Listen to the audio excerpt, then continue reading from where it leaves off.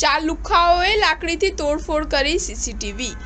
અમદાવાદમાં રેસ્ટોરન્ટમાં નાસ્તો કરી પૈસા ન આપ્યા ઉપરથી રોબ ઝાડ્યો। ધમાલ મચાવતા ગ્રાહકો પણ પોતાનો જીવ બચાવી ભાગ્યા।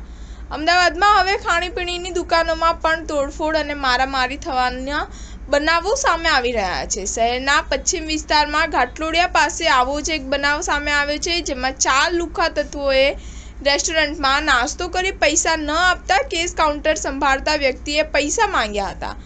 આથી આ ચારેય શખ્સે રોબ ઝાડી લાકડીથી તોડફોડ કરી હતી, જેમાં એક વ્યક્તિને લાકડી વાગી હતી। આ દ્રશ્યો જોઈ રેસ્ટોરન્ટમાં આવેલા અન્ય લોકો જીવ બચાવવા ભાગ્યા હતા।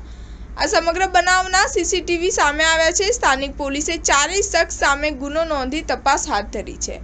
સ્ટાર ન્યૂઝ 7 હંમેશા સચ્ચાઈની સાથે।